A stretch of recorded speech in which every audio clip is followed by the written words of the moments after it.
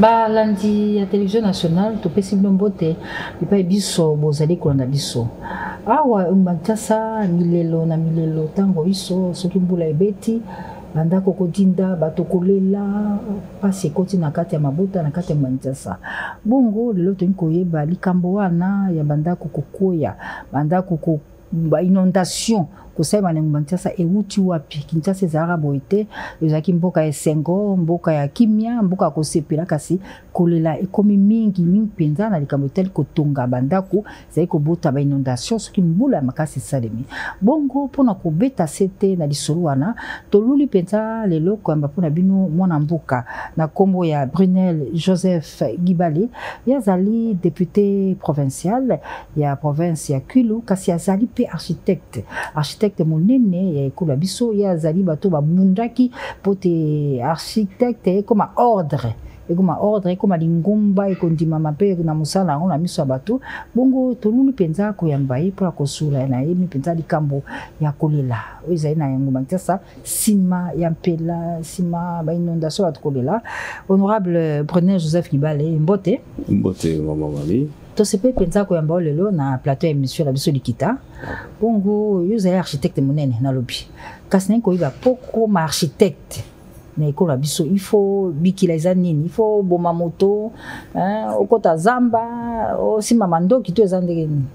Merci beaucoup esengo mingi ko participer na émission na yo poko ma architecte na Congo ezali nango pasité esengeli osali ba étude na yo na université moko ya architecture ekozala awa na Congo bien libanda mboka mais condition ya liboso ezalaka il faut zala inscrit na tableau à ordre parce que ce que vous inscrit na tableau à ordre te oza considéré licencié en architecture au koki ko exercer parce que moni ordre ezali lokola likita moko esalema ezana mibeko ezana loi depuis 2018 eza kosangisa ba architecte nyonso esengeli ba travailler na sol na biso ya Congo donc condition ezali yango wana il faut d'abord un diplôme architecte mais pour exercer pour comme vraiment architecte reconnu il faut un numéro à ordre parce que si vous avez un numéro à ordre tu es reconnu tu es architecte bongo honorable lelo ba architecte ba comme ibele yorobi to zana ordre to zana ba mama msusu na ndako baza ba architecte pour ça biso ko iba lelo architecte ya solo kasi musala architecte ezali nini musala architecte ezali lokola musala nzambe asaka azaka osala ntango nzambe azo créer mokili ayaki akuti catastrophe kao lomo ezaki te bule abifona benga banzete ebima na benga mai na cha boye architecte ya mutu moko oyo d'abord eloko ayekoli ezali aménager espace oyo mutu azo vivre ekozala ndako ekozala parc ekozala nzela esika nyonso ekozala même avion ekozala mutuka ekozala bateau architecte asengeli ko concevoir esika espace mutu azo vivre donc la définition scientifique ezali wana mais ce que totali même na bokoko na biso ba architecte bazalaka tant bazo sala ba case na bango parce que nalobaka toujours poye ba bien matériaux en mboka moko o eza malamu parce que awa na Kinshasa tozana ba matériaux mususu eza kitoko te pour la santé par rapport au climat na biso il faut zonga na village otala ba autochtone baza kosalela nini na banda kuna bango tozana 3 matériaux o ezalaki argile paille na banzete wana ba matériaux malonga pona biso bon on eza débat mususu to kota moté parce que c'est to koti kuna to bunga masolo to yeli awa donc architecte azali mutu oyo azali ko organiser espace mutu musala architecte ezanini il faut le soko lingo tonga ndako il faut consulter architecte avant son balopango mais awa to salaka erreur donc ka consulter architecte so somba ki lopango ou que coopérer na bata cadastre bateke le place à mabe place ba ko tonga te ozumba mikanda na yo tango benga architecte asala ndako lobi soki inondation esalemi soki éboulement esalemi soki érosion esalemi et comme na mutu architecte mais yonde mutu somba ki ko zanga ko contacter architecte. Donc architecte aza mutu moko tango ozwi idée ya kotonga ndako, c'est en ce moment-là il faut que l'architecte olobi naza misolo na ngai na ina somba lopango par exemple na Monga Fula par exemple na Gombe esika nini conseil nini opesa ngai architecte awi biso par exemple na Monga Fula soko sombi ndako place ngombe za makasi ozana misolo mingi te tango kotonga ndako ko créer érosion donc somba place wana te soko ozana Gombe place mususu ezali commercial yo koko ki ngotonga place à commercial to linda comme résidentiel donc à couper ce conseil après à saler le plan en fonction de demande nayo à l'andi misala ti ndinga couper ce clé na maboko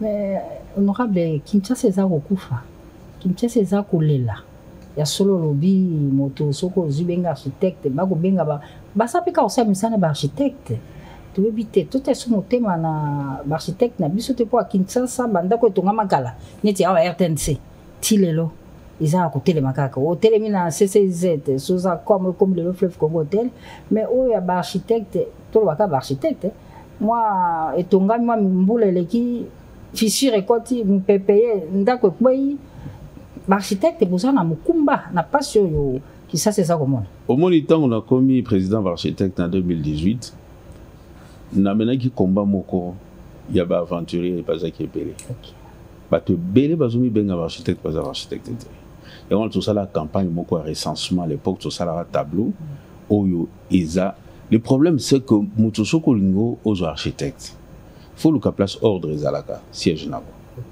il faut ta la numéro ya ordre mutoana parce que toi on va de quoi académie de beaux-arts bazumi benga architecte tout ça on va de quoi ingénieur bazumi benga d'abord confusion wana bato benga biso ingénieur biso za ingénieur te ingénieur ya BTP bazumi benga architecte ingénieur à campus même ingénieur électricien comme bien architecte architecte muso pe famille ça encore qu'on a bien tonga ko moi masomo kala bango baloba biso tonga RTNC biso tonga Sozacom ba référence à ndengwana donc je pense que aventurer basé Belozana a raison mais c'est un travail tout ça là à fond et ça pour aller l'autre toluki ordre ça faisait 59 ans ordre ça a quitté donc des ordres pendant 59 ans tout un demi-siècle.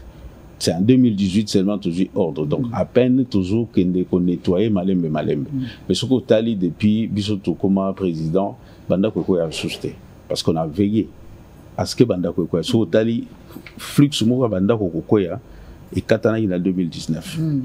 Après 2019, c'est vrai que Baraté Moussou Zali, par condition sur le Banda Koko qui dernièrement en GB. On les a fait à Mokolo Moussala. Basali Onda ko étage, il y a trois étages. Yo lokolo zo sala ceux qui na seni, ceux qui na wapi, oyebi ba généraux na ba konzi. Obando matisa. Tango matisi pour wana siko ndako ça fait c'est on a GB. Et quoi il architecte, maçon te. Et quoi il architecte. Oui. Et quoi na mutu architecte. C'est vrai que tu intervenant qui même na ba chaîne na bino na Top Congo pour na relaxer ba tout architecte. Tango na kutana ki na ya ebisinga non président ngai na sala ki plan na ngai mais mukolo musala yeko bakisa.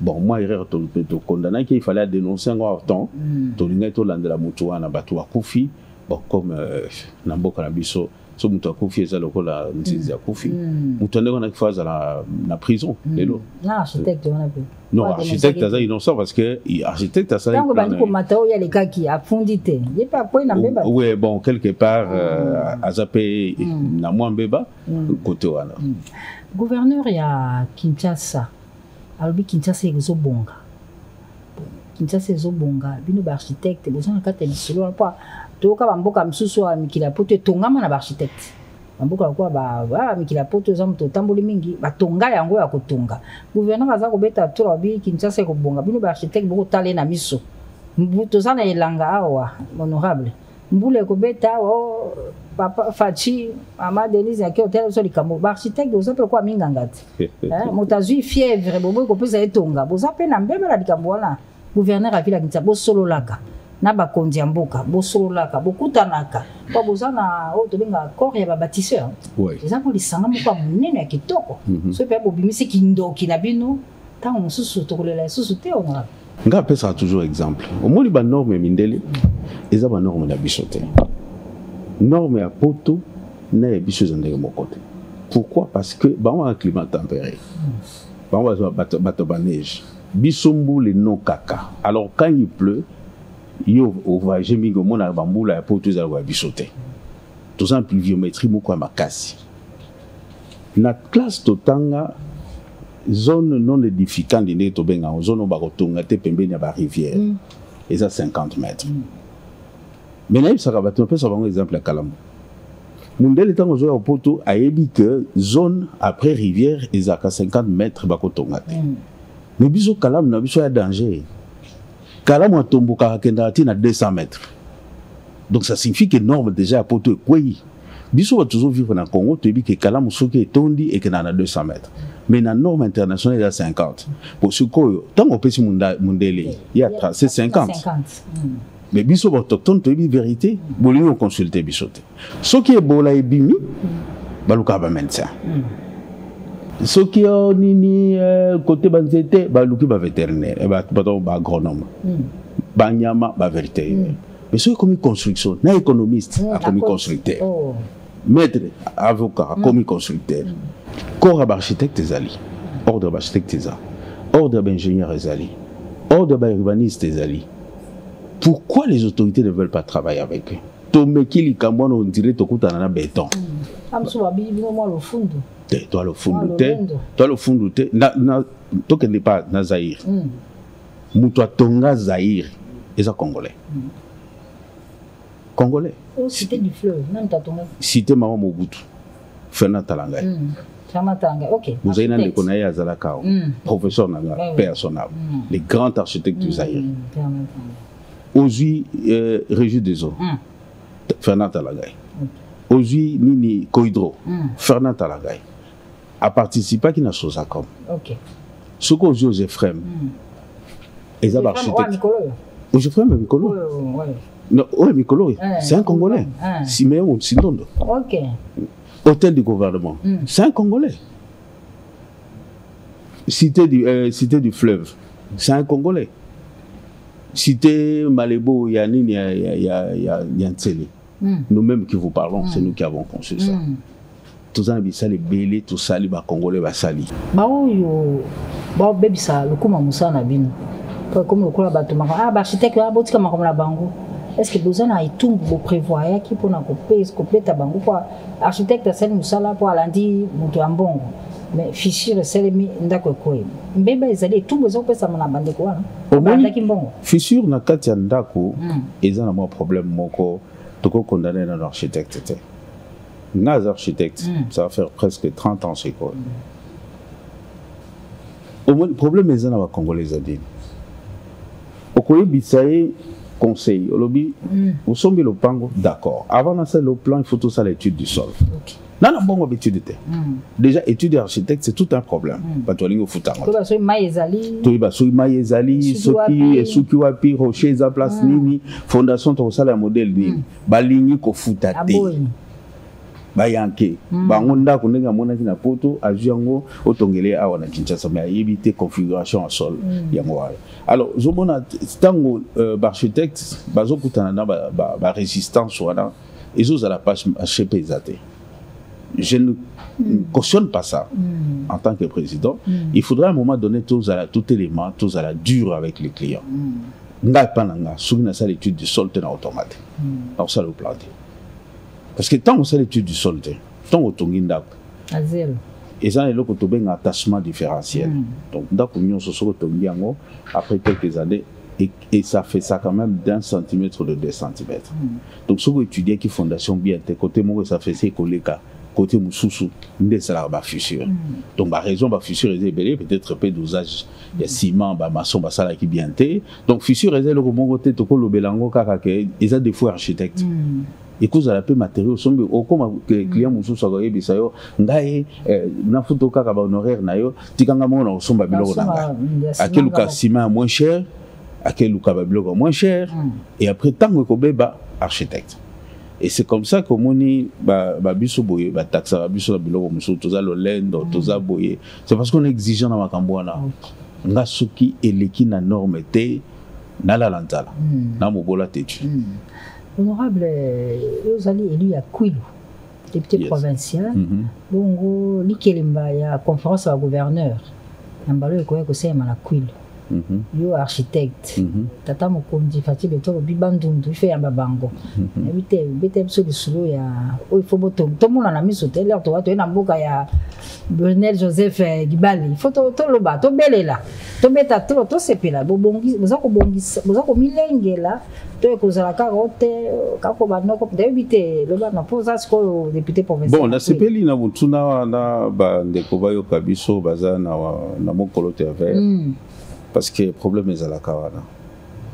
Donc, on a salué vraiment le ministre des Travaux publics parce qu'il s'est donné pour Nayango à réunir ça qui va régir OVD, Office de route, Foner, la section où il peut intervenir.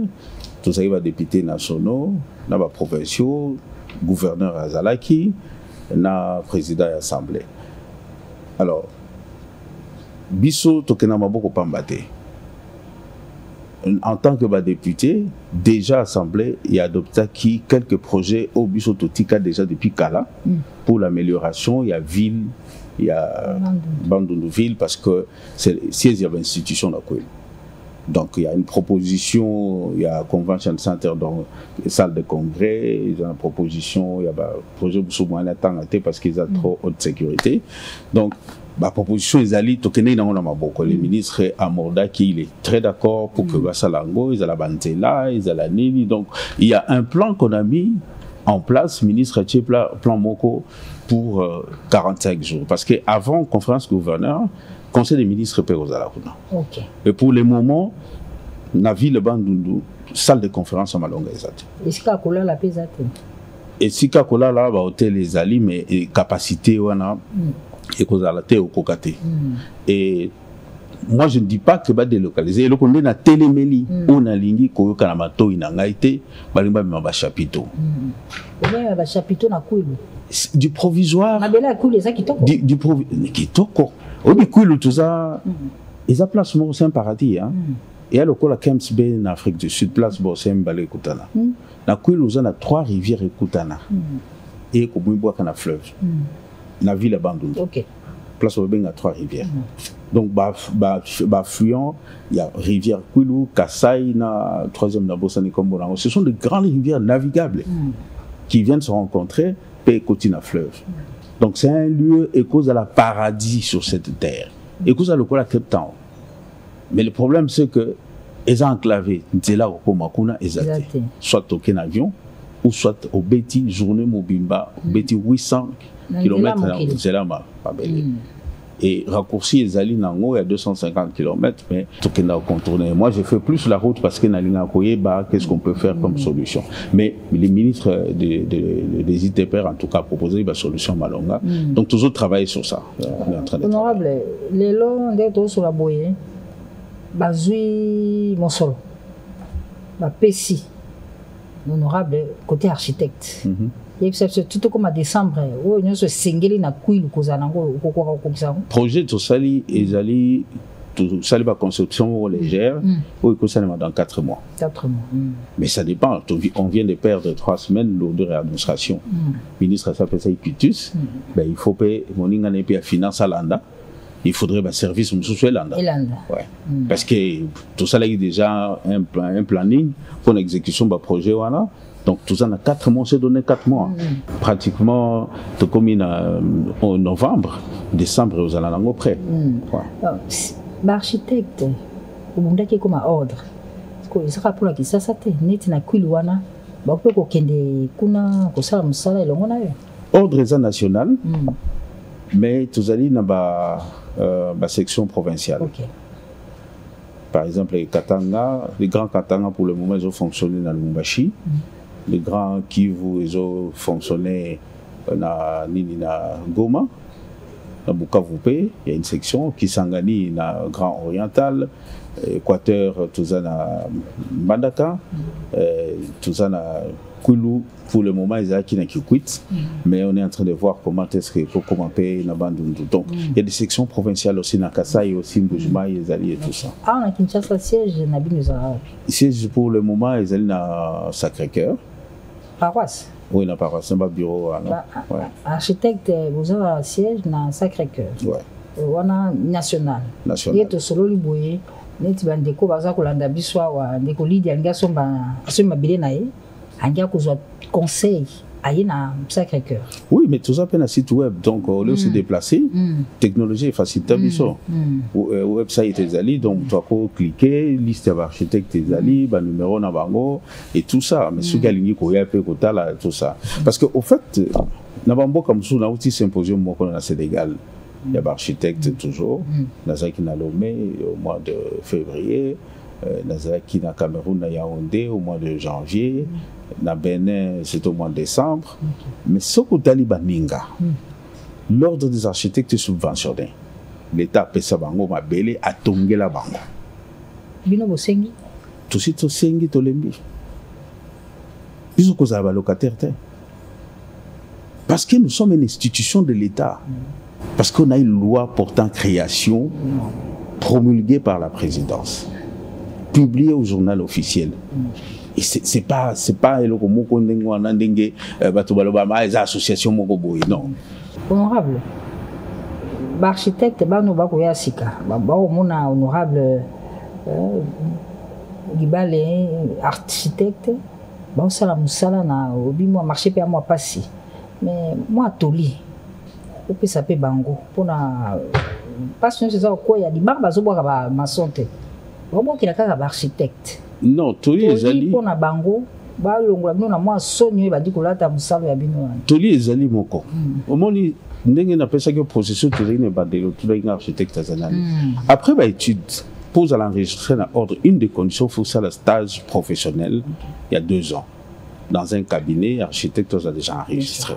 Mais bana na biso baleki na biso bazobi masikoyo mutu makasi balingi yango te bango balingi kaka bimi mbala moko akomi lokwa Brunel alingi azwa pe marché na ya signé parce que une sanction koto sanction tunaki la loi ezo réservé ba sanction mais na ordre pe na ordre ba sanction ezali parce que c'est même pénal. OK obimi kana classe boye OK signé dini plan ya mutu. Parce que vous avez une expérience pratique, vous avez une bourrée de théorie. Architecture, vous avez quoi médecine. Mais oui. Donc, au coquille, au kende, au bimi, boy stagiaire, au coquille, au la salle d'opération. Mais il faut ça dans nos stages avant de coopérer. Exactement. Donc, mais batubali, qu'on comprendre et tout ça aussi, ce sont les clients. Oh non, architecte, on a besoin de rester cher, on a besoin de $200. La prostitution de notre métier, c'est pénal.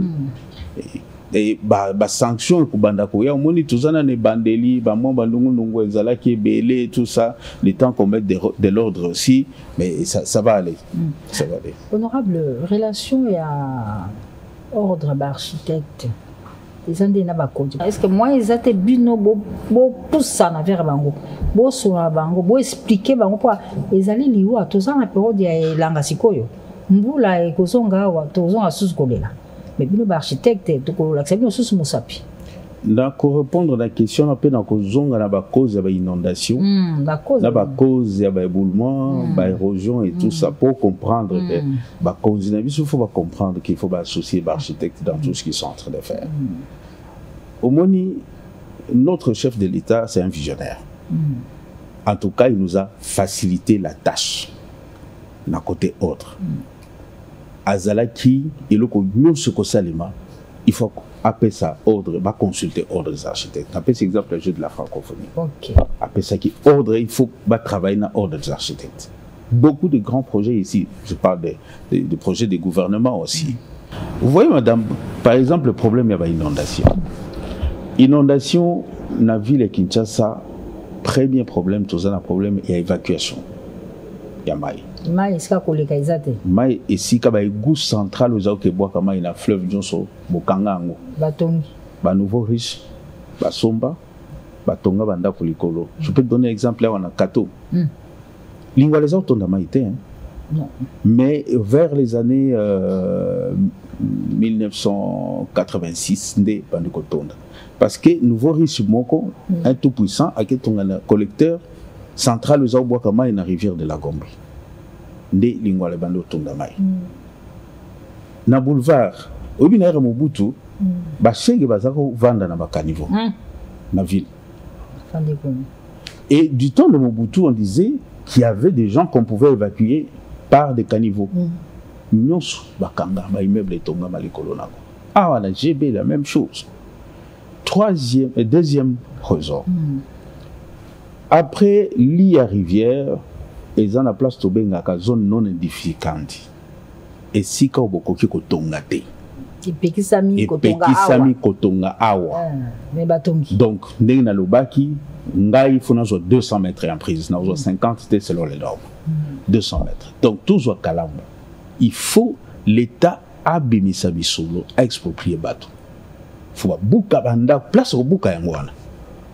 Il faudrait que ba côté Anjili ba debono mwana ba buka ba exproprier parce que ce qu'on t'a bien. À l'époque bisika nezai bilanga. C'était pas en vain. Batika kango bilanga parce que l'eau même quand il y a débordement d'Anjili et c'est déversé dans una bilanga et ça est l'autre côté pour Mamututé. Troisième élément, ba rivière na biso eza cureté. Talaka beboulman ndenge salimaka tout ça. Okomona ma ya Njili, azali na profondeur à 10 mètres, siko akomi na 5. Kolela ya suka oyo. Ebale mboka dindaki. Mais exactement, ozomona ke ma etango zo ya quantité nango emesana naturellement et les kaka na toujours exemple profondeur 10, largeur 5, tout ça quantité ma les kaka sans problème. Mais basé le zo ya curage au salimate ba ofungola te et niveau ya rivière et mati et ton disait le lancer alors ma il faut ça il faut déborder joata kopona yo chama ti kotonda au mona pouf et déborder tant on a zaki ko travailler na Africa tout ça les musala moko on a proposé qui izaki ko domestiquer alors on a expliqué terme on a ko domestiquer rivière Gombe ce que mon ba chaba béton. OK. Parce que zelo nabiso eza zelo mo a pété mbula tango zono ke bukamaka et déjà bato bazotonga pembeni wana parce que mutu abumaka o a créé que érosion eza l'homme kene na zamba érosion zarate érosion zakaka place mutu akoti alongoli matiti parce que ce qui protège mabele l'érosion eza matiti tango yo longoli matiti otongi mwa ndako na yo après canaliser maïté mais aussi ko mutu azako discipliné eza ba matiti. Donc ce qui fait que érosion bandi. Donc c'est nous-mêmes qui créons tout ça. Et quand on parle des zones non édificantes, dans l'urbanisme, ce qui ngomba et bandi de 0 à 15%, un pauvre va copier sur le pangoual. Mais ceux qui commettent déjà de 15 au-delà, pauvre va copier c'était. La preuve est que ma campagne est ngomba et beaucoup en raté. Parce que bah riche ne va pas tomber. Bah respecter et aucun ni mon fleury ngomba eza et beaucoup na raté bah respecter bah tcheba kanivo bah na mbongo ko sala ce que nous appelons les travaux d'assainissement bah sali bah kanivo bah sali nini pauvre bah pesa le roi passa parce que kuna ngomba eza ya plat so mon érosion na passa so aucun Chine populaire érosion eza raté or densité bah tu zakona donc ce qui fait que bah raison est tellement ébellé et pour trouver des remèdes il faudrait bah état généraux et saléma. État généraux il y a bâtisseurs toujours les corps de bâtir, bah architecte, bah ingénieur, bah urbaniste, bah géographe, bah aménageur et tout ça. Il faudrait que état généraux na lobeli ngo pour 5 ans. Parce que mutunyo souffrant de ma port naie. Na ba flanc place d'érosion ça, faut te faire intervenir bah agronome. Il y a par exemple plante mo ba benga avec vert. Ba agronome ba ibe au place ntokolona, bambou de Chine place ntokolona pour érosion. Géographe a sabino non, climat na biso échangé. Côté tout ça la boue. Aménageur a sabino tout ça la reboisement. Architecte aloba non banda ko to tonga forme oyo. Un autre élément. À l'époque de Mobutu, tant que tu as là, obligé que ça la même contrôle na mandat qu'on a biso, so besoin na gouttière té, bo fouti amende. Service on est là. Parce que aujourd'hui, l'eau de pluie est très dangereuse que toutes les eaux. Il y a un de créer des érosions. Élément moussoussou, poubelle, l'assainissement de la ville. Toutes les rivières sont bouchées. Toutes les rivières. etondi ba plastique ba boutique ba pardon ba bouteille ba sachet tout na okai ba ju ba mesure awa ozotunaka ngai otunaka pe bango parce que ju mesure ma ya sachet était comme des choses sachet ça les maté quand je suis dans d'autres pays en Afrique au moins sachet na au Sénégal sauf que son babilo ko ba utilo na ba sachet ya papier sac en papier il y a papier et il y a des coins de recyclage à tout moment politique assainissement exaté. Apparemment, nous avons chose à dépasser. Pouvez le comment normal. Na Kinshasa, pouvez le comment normal. Bah citoyens, vous suspectez abusement population toujours mis bon. À salut tellement politique, il y a ramassage, il y a des déchets ménagers exatés, des décharges publiques exatées. Maman a talé moto gauche, droite, moto exaté na calibre. Wow. Un autre élément. Le cantonnage. Tant qu'on là-bas, cantonnage, mais au moment où service on a eu, il y a des boueurs, basalité, Moussala n'a la moukaka 8 heures, à que Moussala a sali 8 heures, 16 heures, Moussala n'est qu'à timola, bakanivo, kolongola, basalté. C'est un travail. Parce que Bama, ils ont matin, même océan, ils ont matin niveau. Réchauffement climatique, bon, moni langawa, biso tuzala qui, le 15 mai, tobandi za otumba ba pne na quartier na kinawa pour mali les bandits mbula eza soute comme ils jouent mbula zobe ezana no père mais météo a zo annoncer bambula mususu ma kasi susu na mois juillet awa alors hydrologie faut salema fleuve na biso azana phénomène moko chaque dizaine d'années à mataka de 5 mètres 5 mètres donc boule bêta kan équateur na ndenge moko sakanate même sur bamboule les aote parce que fleuve bandi aote fleuve bandi na katanga donc mais plus ezaka les grands orientales na grand équateur mutatinda ramingi mai c'est pourquoi on a période momboule zone na kinte mais fleuve amati bato kintuka ba comme ba poussière ba pirogue pour na okatis donc avec les études hydrologiques mutu atongi cité de fleuve il fallait que cité na ngai fona matsango sous de 5 mètres avant ça la mur de quai miro basala kapona obare mai mais oyino kana loyenge kaka oche kaka boy ozu ba architecte te ozu ba urbaniste te mwana mboka te toloba likambo wana na période wana me ba okela bisote ta ngana lobaka ke cité du fleuve mo komso ko dinda bato balobi ozana donc ozana mutemo mabe ozana ndako kuna te ozana mbongo osomba ndako kuna te ba pesa ki au marché te donc le problème bato balingi ba étude te balingi ba expert te tant ozu bisa bango ke loko tel et qu'on résoudre le problème de Montalier. Donc, le problème à la cité du fleuve, le niveau est trop bas par rapport, il y a un moment, il y a cru, il y a fleuve, il y a séca. Donc, ce qui fait que l'inondation, on est au salé, tant que ça peut mener à fleuve.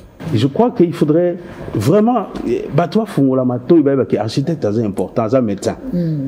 Architecte est un médecin préventif, architecte est un avocat, architecte est un architecte en Zambie.